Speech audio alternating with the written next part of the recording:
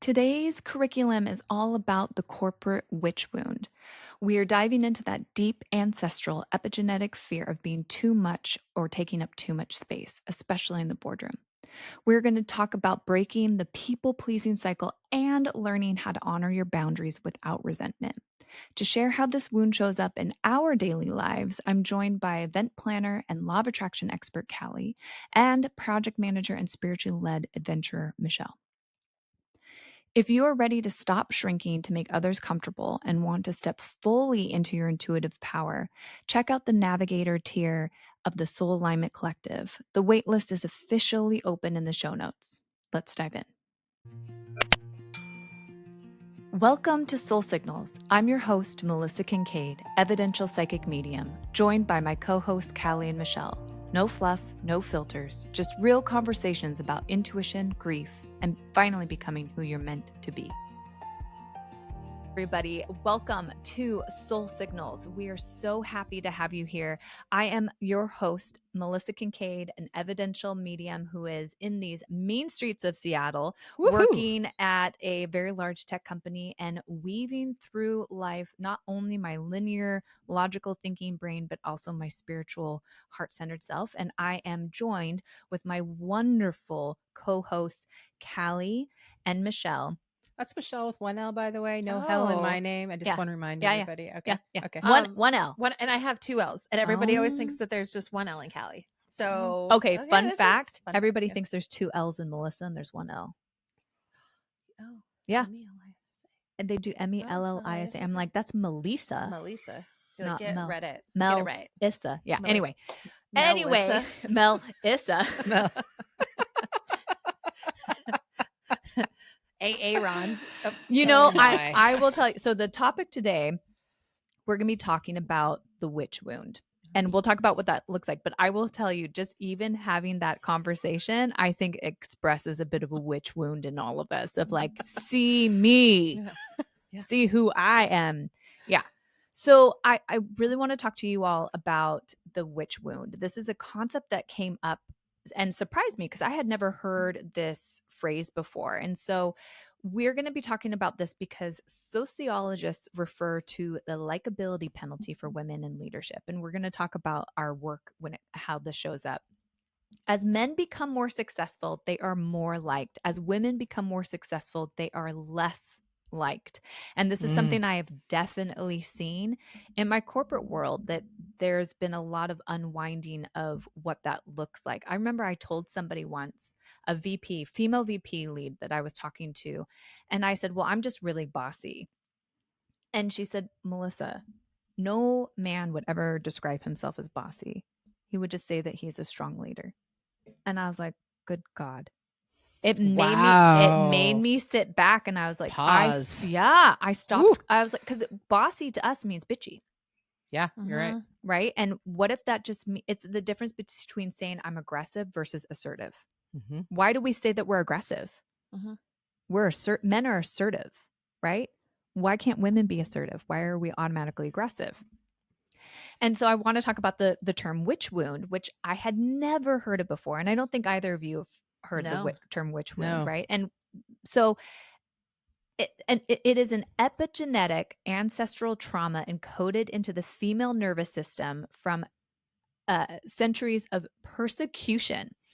It is the deep subconscious fear that says, if I am too powerful, too visible, or too intuitive, the village will burn me alive. And so today, the village is the boardroom, the neighborhood, the mom group, all of those things. And I've got a really interesting story. Years ago, I went to see Ainsley McLeod. I don't know if you guys are familiar with him. He is a past life psychic, I would say. And he's incredibly good. He's been on Oprah's Sunday. Is he the guy out on Vashon? Yes. Oh, okay. Yeah. He's Local fab. Guy. Yeah. Yeah, he's local. Okay. He's wonderful. And so he will do a reading for you and go through some of your past lives. And I've read his 2 books. His theory is that we bring forward some of our wounds and traumas from past lives, which like this witch wound thing. And we have these phobias that we don't understand why we have them, or we do certain things and we don't understand why, because there's no rhyme or reason for it in our exact present life. And so he says that it's our soul carrying forward traumas from our past life and not recognizing that this is a different life. And so he feels that once we understand what our past life is that is impacting our life now, we all of a sudden go, oh, our soul goes, oh, I can let that go. That's not this life. So I went to him and got a reading, and he gave me a couple of different past lives. He goes through like 3 to 4 to 5 of them, depending on the time and what comes through. Sounds really interesting.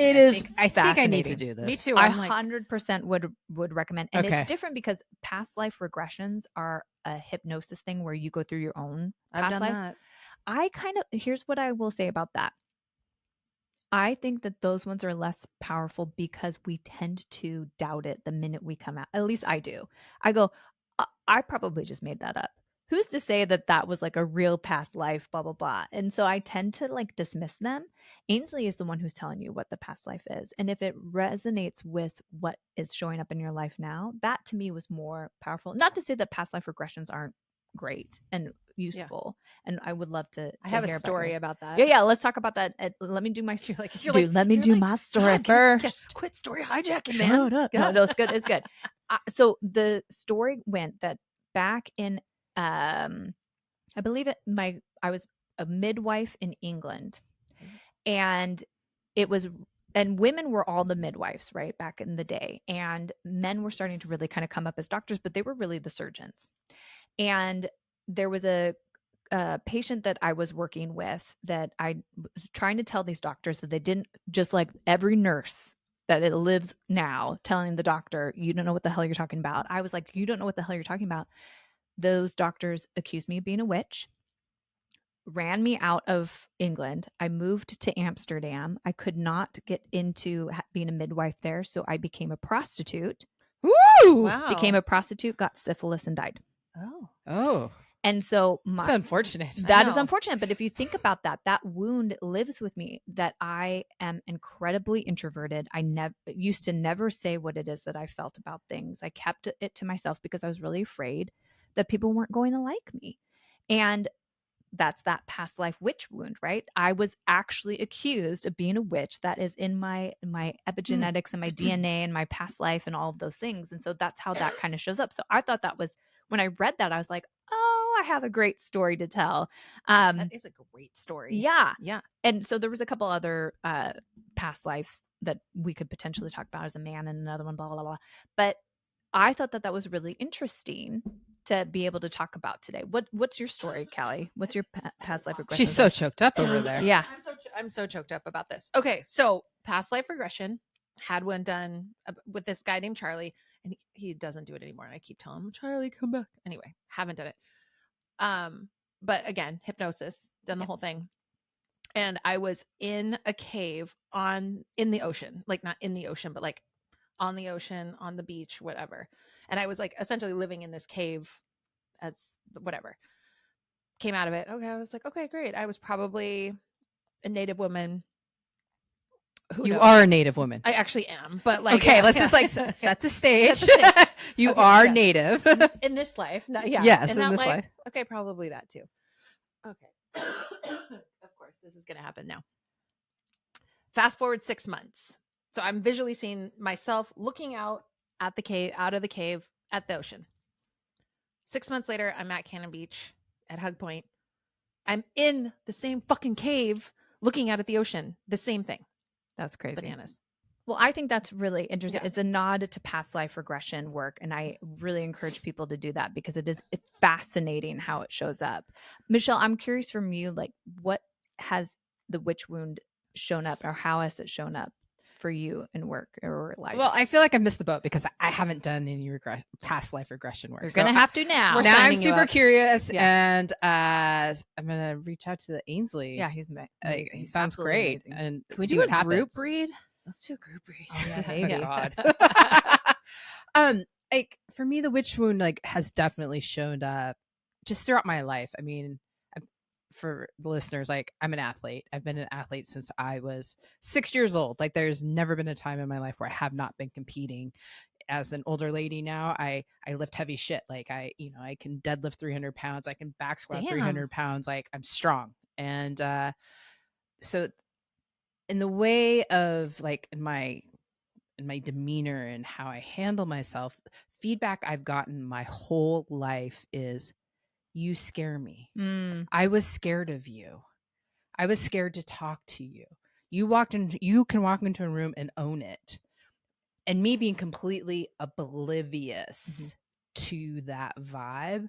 And so I don't know what that means about my past life. Like that, people are afraid of me. So maybe I was a witch burning the world down. I'm not sure, but that is like constant feedback I've gotten. And as I've gone into my professional life and in my corporate life, that's something I'm pretty sensitive to. Like, how do I hold myself? Because I guess apparently I'm very strong, not physically, but presence wise. And that's a really deep wound for me. Like how to balance that with kindness and respect without coming off as a know-it-all and pushy. Do you feel like how has that kind of put, I would say, training wheels or blockers or bumpers on you to make you stop actually showing up? Because it sounds like it started very naturally because you had no clue. You just were yourself and you aligned to yourself. And then the feedback that you got was you're too much. And how did that have you pulling back? Oh my God. Like I've not tried to temper that because I am enough. I am just me and I am a strong person. But how I try to put it in a different container when I talk to people and I approach people. When I speak with people, I'm very personal at first, and I really try to get to know them and see them for who they are, not just a casual, hey, how's it going? It's know about that person, like be intentional about the questions I'm asking so they feel comfortable with me. Like that is something, that's a technique I've really worked on to chill people out. Its reaction to me is to let them know that I'm human and I see them, and then they're more receptive to, I'll just call it my assertiveness, my intention, my drive to be successful. Because like I said, I'm an athlete. So I have always had a goal. I've always set my mind to things and I always go after it. And I usually can accomplish it. And most people aren't driven by that. Like the amount of feedback I get from people, like I go to the gym every day, 4 or 5 days a week. And I have since I was 15 years old, you guys. Like it's in my blood. It's not like this new habit I have to figure out. So I'm very goal driven like that. And to understand now when I step back that majority of people aren't.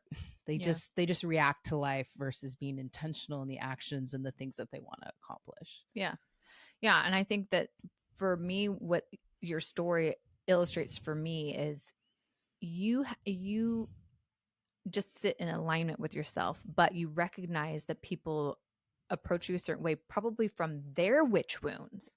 Probably. Rather than necessarily your own, right? The perception goes both ways. It's not just that's a great point. I didn't think of it that way.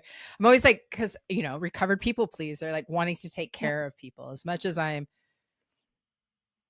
very assertive, I'm also very much a caretaker and want to make sure everybody is well taken care of and nourished. And, it's a balance.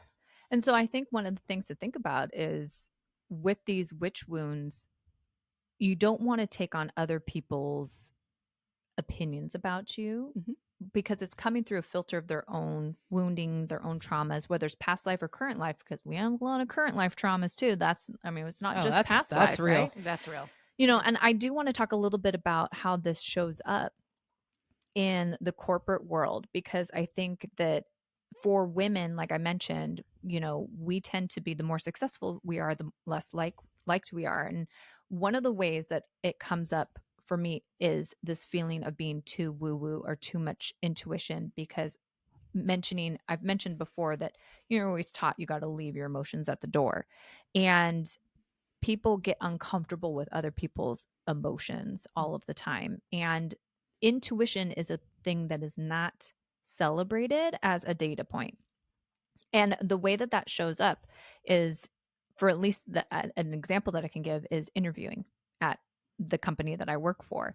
There have been so many times, whether it's the company I work for now or before, where I've interviewed somebody and my gut's like, no. Nope. Within the first 60 seconds, I'm like, oh, this is not going to work, And my company now, because it's a tech company and and it's a corporation, because it's not just with tech, by the way, it's just any corporation. Like, they want to know the logical, linear thinking reason why you're doing X. Do they take you through loops? Yeah. What are loops? It's like a group. If you know, interview. you know. Okay. Yeah, if you know, you know. I'm in the non-corporate. I'm like, what's that? You don't. I don't. Like, think you're like, wanna you don't know. want to know. Yeah. Okay. Yeah. So there have been plenty of times where I have gotten to the end of an interview and the data that I'm given kind of makes it seem like this person maybe could or should be hired at the company I'm at. But my gut is screaming at me, and I'm thinking, my company would eat this person alive. So then I have to do this mental gymnastics to be able to come up with the data to prove and put it in the system to prove why I'm choosing to not want to hire this person.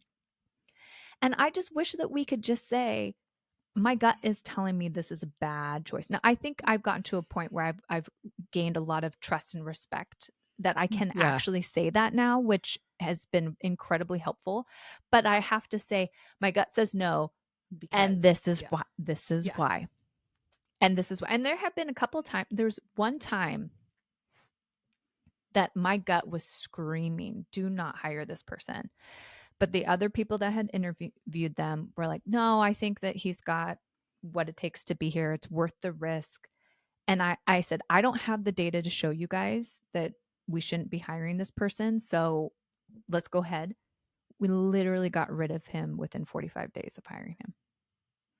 Not a good fit. Melissa was right again. Melissa was right again. That's my favorite thing, is to be like, told you so. Don't you feel like there's a banner over here? You're like, see? It's like, it goes. Well, I think it's interesting, Melissa, because you're talking about like needing to have the data. Yeah. And so like my experience is that, so I work with 95%.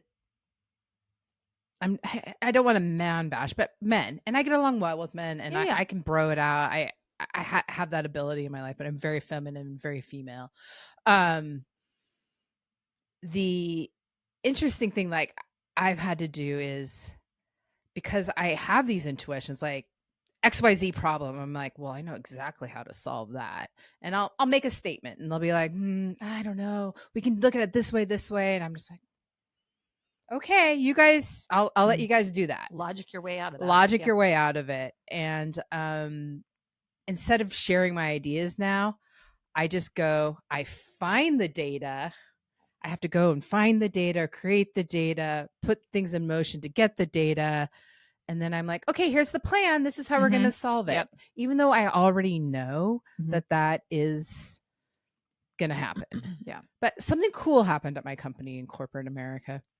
Is we took these behavioral predictive index, something or another personality test. This is a whole big thing. Like, everybody in our company took it. Corporate really stuff. Those personality things. So anyways, my personality came back as what they call a maverick.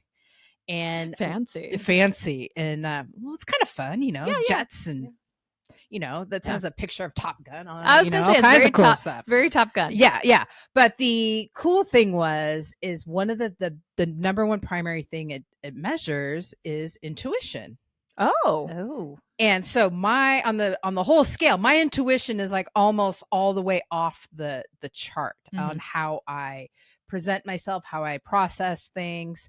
And so it was really cool to be able to talk about that with senior leadership, with my team, for them to see like, oh, that's just who Michele is. And so now I can say things to them. My gut is telling me XYZ.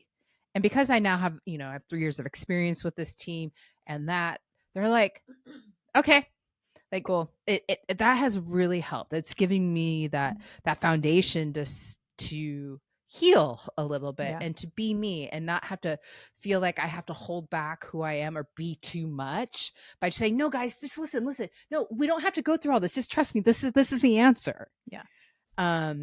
I think that's really fascinating, because what that really shows, and my example kind of shows that too. We both basically said, as soon as we got comfortable that we built all of this respect and trust by playing the game the way that they need it to be played, giving them the data and Yeah. all of that stuff. We then felt comfortable to actually express our intuitive selves. Yeah. And so it makes me wonder, what are we really scared of in terms of the witch wound or feeling like we're too much? Are we actually making that decision for other people? I don't think so. No, I mean, like if you go to like the first year I was at the company where I was kind of driving more on my intuition, where I was told I wasn't a team player. Ooh. I'm like, that's like the death knell. I know. And I'm like, are you kidding me? Like, I've been an athlete my whole life. Like, I've been on teams my whole life. Like, I'm the definition of team. And I've always been the team captain. And like, what are you talking about? And that was really intense for me to hear that, well, you're just not perceived as a team player.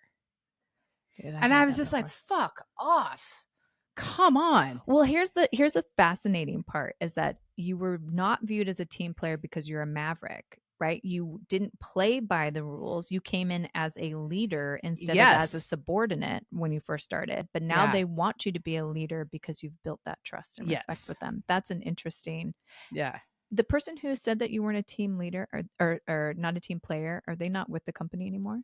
No, it came through in my one-on-one performance review that you're kicking ass. Like, you have up-leveled our team, but the team feels like you're not always a team player. We need you to be more of a team player. Dude, that 100% goes to the more successful a woman is, the less liked they are. Yeah. Because they just, I'm an executive assistant. So for those of you who know, that means I am in a subordinate kind of role, and they are primarily held by females. I remember, and my company does a great job of respecting the role and treating us like we're part of the leadership team, all of that stuff. Great. You're helping them make decisions. 100%. Yeah. Right. Like my VP is fabulous. Like I couldn't ask for anybody better. But years ago, I heard somebody had a relationship with, or an executive assistant to a director, and he said to her, "Why don't you smile more?" I'm like, like the whole team already treats you like you're their mother, like the den mother for their Boy Scouts or whatever, and clean up after them and everything. And you want me to smile through that? How about, shouldn't you be happy that your calendar is accurate? How about that? Yeah. How about that? And clean your own damn dishes. That's exactly right.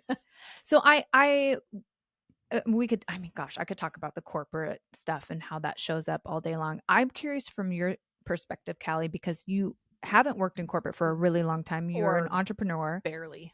Yeah. I Like, mean, not enough. I'm curious for you, how has the witch wound shown up in your business as an entrepreneur, as an event planner? Yeah. It was interesting that you were talking about like, you have to, you're almost like guided to ask more questions and feel more personal. Right. And I have been told multiple times, I asked too many fucking questions. What? That's what I said. And I've been told that. They're like, okay, enough. And I'm like, so for me, I'm a connector. Like, I think naturally I ask a lot of questions because what I'm trying to do is, like, I'm trying to create a story and a picture in my head. That. And so, and I'm very much like, oh, tell me about you. Tell me about this, blah, blah, blah. Like, I remember being on a plane once, and my husband at the time he was like, babe, shut the fuck up. He goes, quit asking the neighbor 10,000 questions. But I was fascinated because it was the beginning of the weed industry in Washington. Oh, yeah. And he was opening a dispensary and all these things. And so I was fascinated as to like learning about it. So basically I spent a 2-hour flight just fucking talking his ear off. And for me, what I'm doing is connecting and trying to understand it and trying to be a connecting piece. But I've also had the witch wound, and that's too much. Like, yeah, your inquisitiveness is not serving, not welcome. It's not welcome. Mm-hmm. And for me, I'm like, I want to ask questions. Tell me about who you are, because I genuinely care.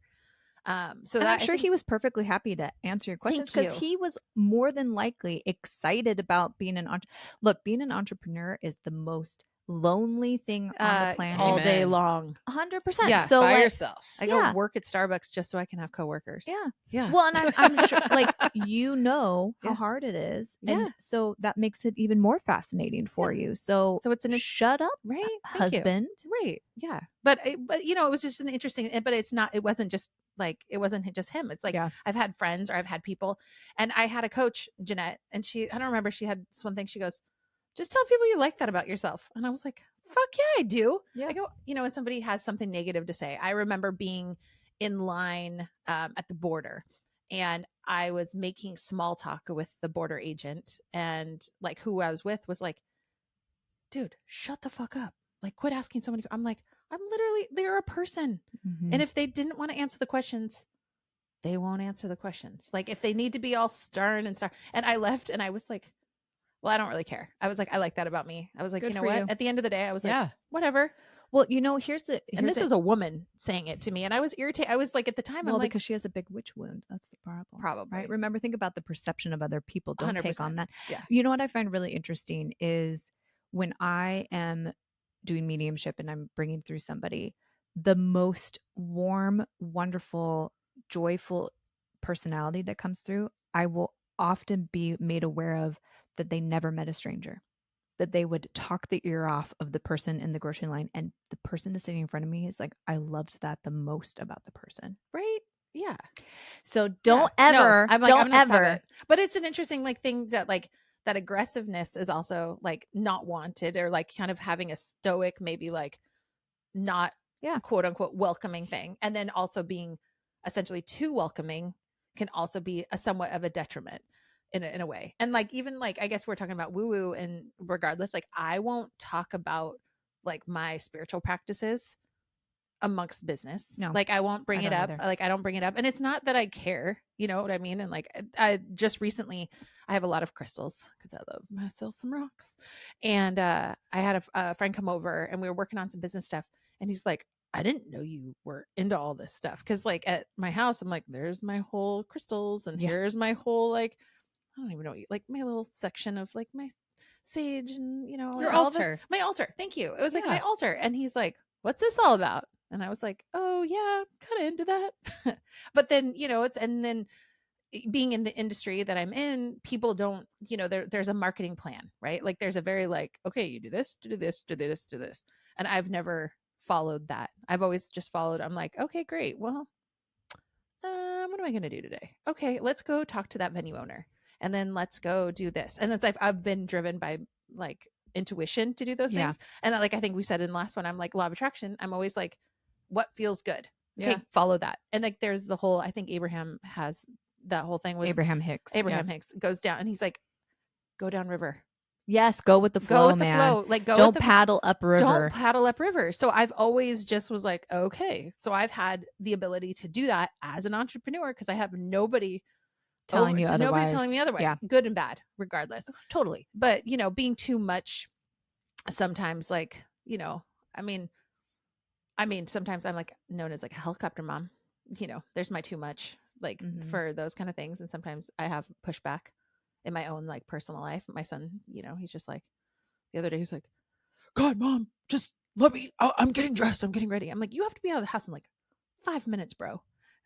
Mom, you're just being crazy. And I was like, okay, well, calm down.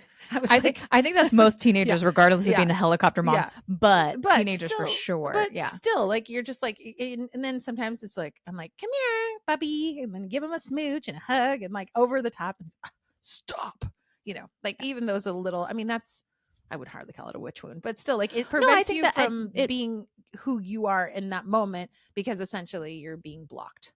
Well, I imagine being a mom is like being a walking witch wound anyway. I have never talked to a mom that doesn't worry about being a good mom. All the time. All of the time. That's all you do.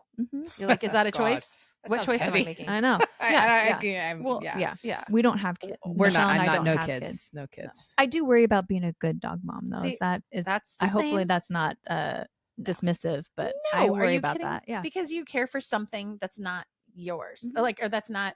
You care for something so much that you want to make sure that they are content, that they're perfect. Yeah, I mean, not just content. This is perfect. My dogs Enjoy. get cheese every morning. We love them. They have their own couch now. They have their own couch. So I think something interesting about like now we're talking about the witch wound, how we navigate that. And it's really let's take in like current, woo-woo talk on if you're on Instagram, the hot topic in dating. I'm single, or I'm in the dating world, is emotional intelligence. Yeah. And it's applying emotional intelligence to this and how to like, I think of myself in corporate America. I know what the right answer is, and I just have to use my emotional intelligence, maybe some manipulation. Yeah, 100% manipulation. 100% manipulation to get the people where I need them to go, so we can move on. Yeah. And it's become kind of a talent. It's kind It's of a skill. It is a skill. Yeah. It is a full-on skill. Yeah. To do it. And I have I'll call him my work husband. He sees it now. He's like, "Oh, you're going to get me there, aren't you? Right now." Just like how I'm like, "Yeah." He's like, "Okay, just fine. Yes, you're right." Yeah. Like I don't even have to do it anymore because he just knows. Yeah. But then there's other people you have to get them there, and you have to ask them questions. You have to let them make it their own idea. And it sucks, but whatever. I guess I don't want to. That sounds like I'm surrendering. Am I surrendering? Am I like rolling? I think there's no. Here's how I would say it. I think there's a couple of things that I would encourage people to really think about. Is you need to recognize where your own witch wounds come from. Yeah. Whether it's current life or past life, it doesn't really matter. You can define it that way if you want. It truly doesn't matter. You have this feeling that you're too much, you're too aggressive, you're too woo-woo, you're too whatever. For me, it was always I was too sensitive.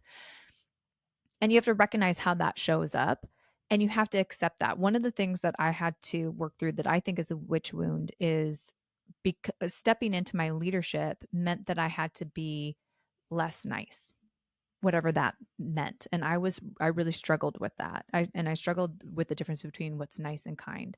And now through therapy, which 100% say therapy is a great thing, I now say, I'm not nice.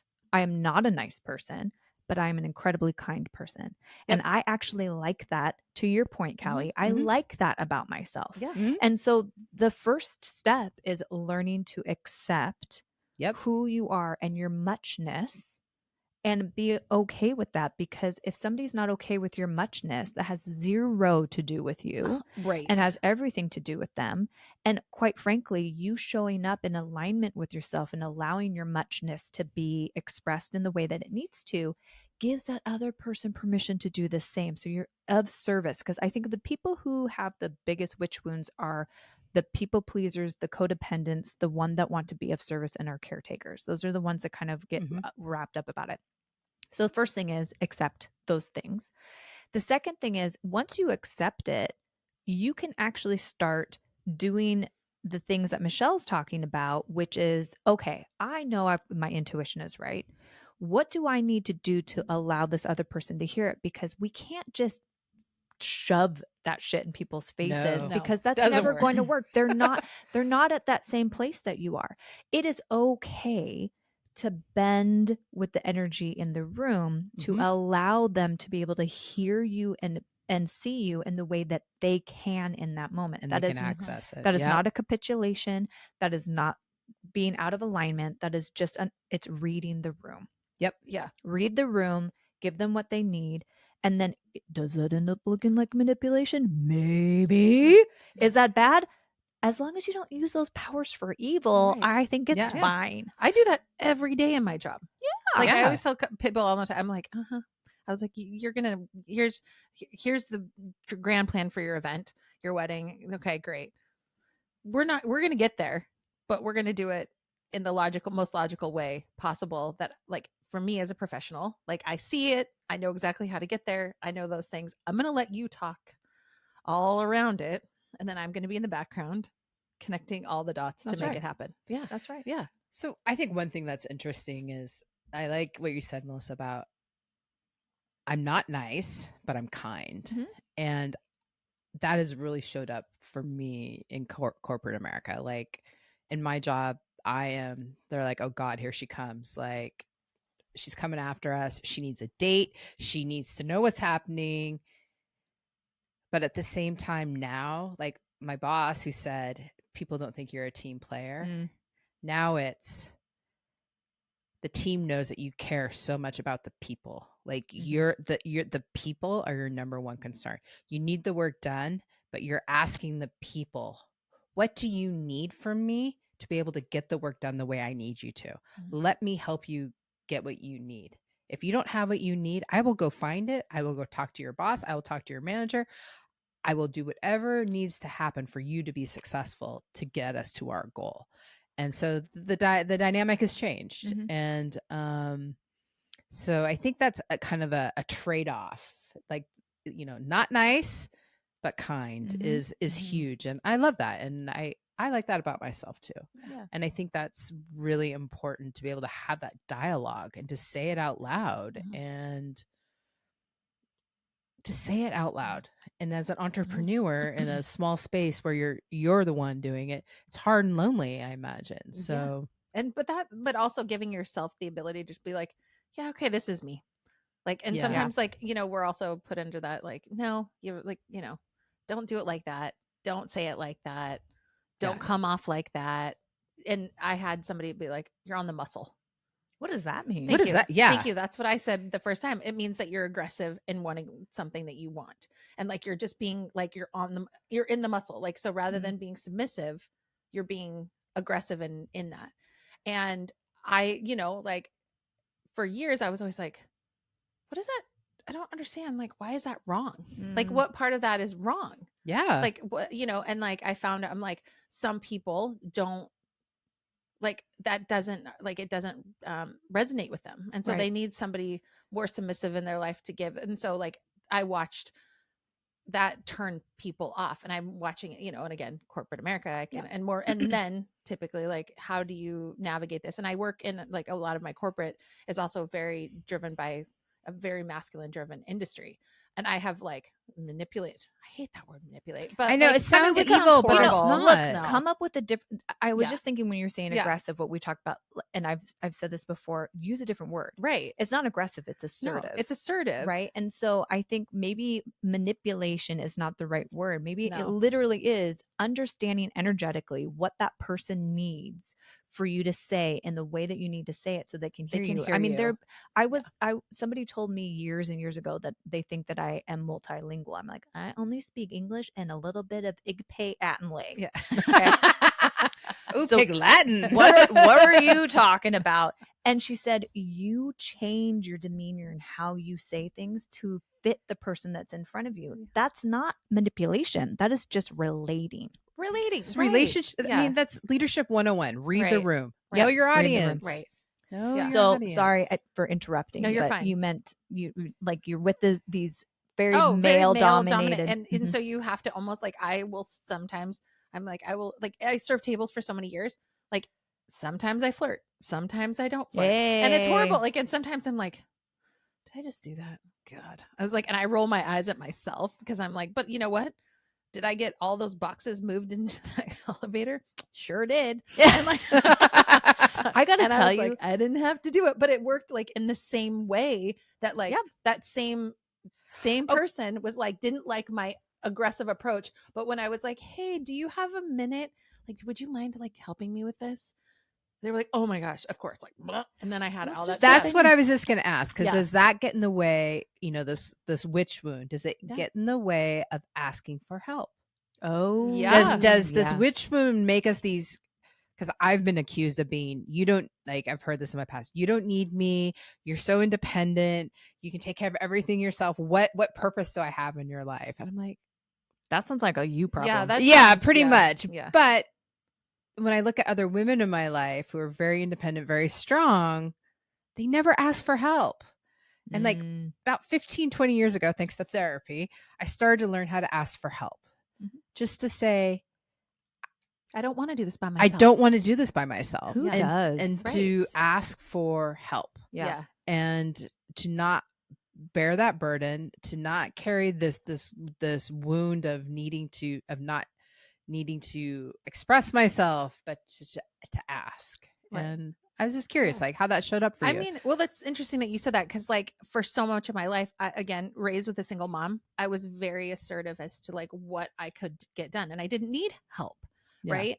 And then when I started asking for help, those same people were like, "Does she really need it? She doesn't really." Oh my need God, it. that's she like doesn't really need it because she can do it by herself. And why is she even asking? Like, she's just being lazy. Like, and as a woman, even now in this chair, that is like my biggest wound. People Yeah. telling me, "Why are you asking? You don't need it." Really? Oh my God. Yeah. Over and over and over again. I think I've always played the baby and wanting people to take care of me. So I'm like, just take care of me, carry me Well, around. it reveals the ugly side of people. You're like, you ask them to show up for you, and then they ghost. don't. They don't. Yeah. Well, And you're so wounded. I'm talking like my mom. Like, Yeah. well, I'm talking like those kind of things. those are big. Those are big wounds. Those are big wounds. Those aren't big witch wounds, no. wounds. Those Yeah, are but you those make are a- mommy wounds. But those are big. But those are things too. Like even I mean, I have served. Like I said, I serve tables. Yeah. I could talk to anybody at any point in time. The industry I work in is very masculine, and I have no fucking problem being like, oh, like, can you guys help me with that? And like using that and being like, hell, thanks. And like batting my eyes. Like we go to, like, I went to Seahawks games and there was all these people in front of me and we were with a whole bunch of people. And I was like, just smile at people. They'll let you in. And they're like, no, they won't. And I was like, yeah, they will. Watch. And I was like, watch. And we right up to the front. I was like, not hard, guys. And then they're like, I don't understand what you just did. I'm like, you just, either it was like an energetic push gently, and not like disrespectfully, and not like coming in like a with elbows, but I've done that my whole life. I'm like, okay, this is how I can just do those things.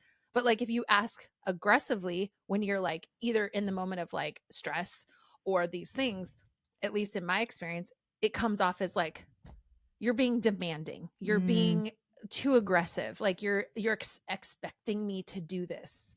And like it's just been an interest, like, and so I'm like, so maybe my witch wound is, and not, I was gonna say I think we're still working on we're the still witch. Yeah, we're still working on that. I think that's, to me, first of all, none of us are perfect in figuring out this witch wound stuff. I think we're all in the mud. We're all trying to figure this out. And I think that we need to recognize again where our witch wounds are. One of the easiest ways to do that is what words are you using to describe things? Because you said aggressive again. And I'm like, we're going to change that to assertive. We're not bossy. We're strong leaders. I like that. Strong leaders. We're strong leaders. We're not aggressive. We're assertive.